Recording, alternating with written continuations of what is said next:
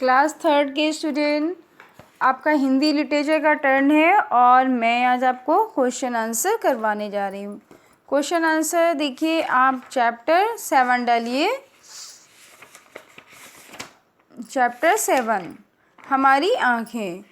आपने word meaning लिखी होंगी। अगर आपने वर्ड मीनिंग नहीं लिखी है तो आप पहले वर्ड मीनिंग लिखिए और उसके बाद में क्वेश्चन आंसर कंप्लीट करिए। तो क्वेश्चन आंसर आपका फर्स्ट था, सचिन को क्या हो गया था। तो सचिन की आंखों से पानी आ रहा था। मैंने आपको क्वेश्चन का आंसर बहुत शॉर्ट करके बताया है कि सुबह से उसकी आंखों में लाल था और उसकी आंखों से पानी आ रहा था। तो मैंने आपको क्वेश्चन कराया है कि सचिन की आंखों से पानी आ रहा था। ठीक है। हमारी आंखों में खुश्की क्यों नहीं आती। हमारी आंखों में एक ग्रंथि होती है जिससे थोड़ा थोड़ा पानी हमेशा निकलता रहता है। इसी के कारण हमारी आंखें जो हैं वो सूखती नहीं है, उनमें खुश्की नहीं आती है। पढ़ने का सही ढंग क्या है। पुस्तक को आँखों से लगभग 30 सेंटीमीटर दूर रखना चाहिए तथा सीधे बैठकर पढ़ना चाहिए। पुस्तक को लगभग आँखों से 30 सेंटीमीटर दूर रखना चाहिए और सीधे बैठ के पढ़ना चाहिए। क्वेश्चन, हमें अपनी आँखों की देखभाल क्यों करनी चाहिए।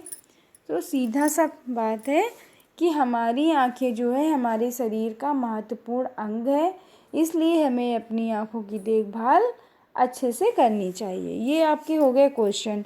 इन क्वेश्चन को आप लोग अपनी हिंदी लिटरेचर की नोटबुक में राइट करिए और इनको क्वेश्चन को लर्न भी करिए। ओके बच्चों, चलिए अब देखते हैं बुक की एक्सरसाइज कैसे करनी है। आपको सोच कर बताइए, आई फ्लू के समय डॉक्टर काला चश्मा पहनने की सलाह क्यों देते हैं।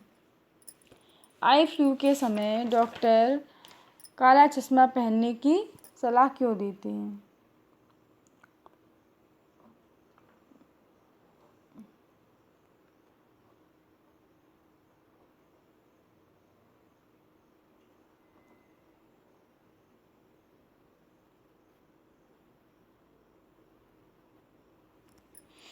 यहाँ पे काला चश्मा पहनने की देते हैं क्योंकि जो हमारी डार्क रोशनी है या कूड़ा है, गंदगी है, तो हमारी आँखों में ना जाए। ठीक है।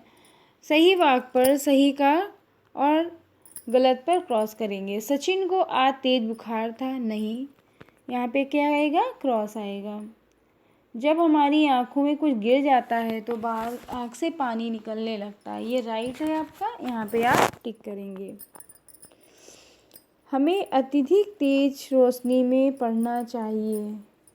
हमें बहुत ज़्यादा तेज़ रोशनी में भी नहीं पढ़ना चाहिए। यहाँ पे आप क्रॉस करेंगे। सुबह शाम आँखों को साफ पानी से धोना चाहिए। बिल्कुल राइट है, यहाँ पे आप टिक करिए कि सुबह शाम हमें आँखों को साफ पानी से धोना चाहिए। ये आपका राइट आंसर है। आई फ्लू में काला चश्मा लगाना चाहिए, ये भी राइट आंसर है। उसकी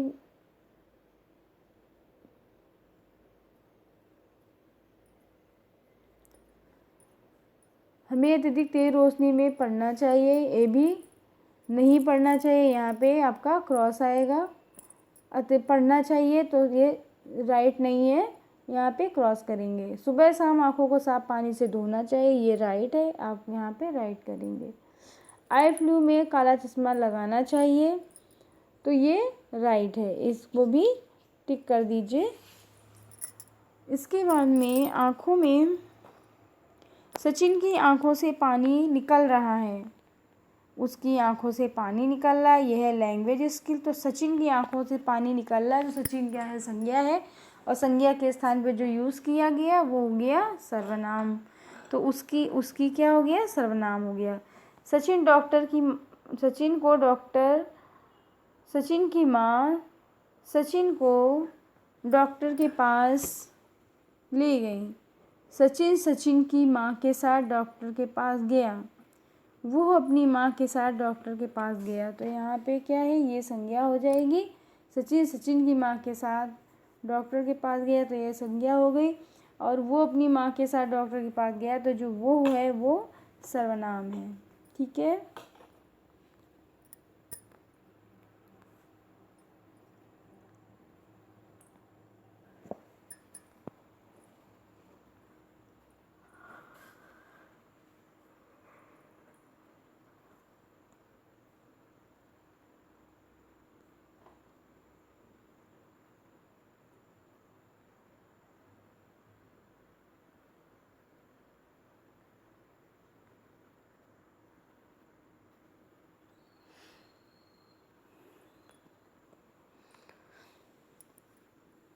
यहाँ प्रथम वाक्य में सचिन के स्थान पर उसकी और दूसरे वाक्य में सचिन के साथ वो हो। सचिन के स्थान पर अपनी का प्रयोग किया गया है और इनका प्रयोग नाम शब्दों के साथ संज्ञा का के स्थान पर किया गया है।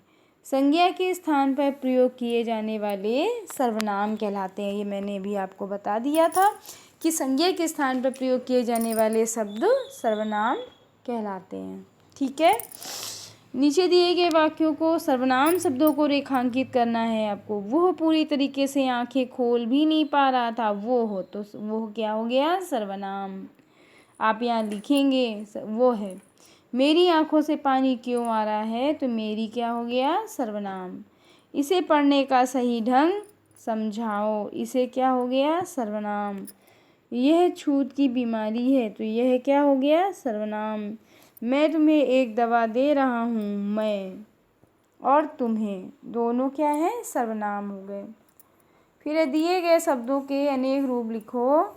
आँख, आँख का बहुवचन क्या हो जाएगा? आँखें। पलक, पलक का बहुवचन क्या हो जाएगा? पलकें। Next page. चीज, चीज का बहुवचन हो जाएगा चीज़ें। ग्रंथि का बहुवचन हो जाएगा ग्रंथियाँ। दवा का बहुवचन हो जाएगा दवाइयाँ। और बीमारी का बहुवचन हो जाएगा बीमारियाँ। ठीक है, बीमारियाँ हो जाएगा। तो ये हो गए आपके एक वचन से बहुवचन में कन्वर्ट करने को और संज्ञा से सर्वनाम को चेंज करने। ये आपकी हो गई लैंग्वेज स्किल। और पढ़िए और समझिए। Read, understand and right. पढ़िए और लिखिए। तो आपका यहाँ लिखा हुआ है नेत्र,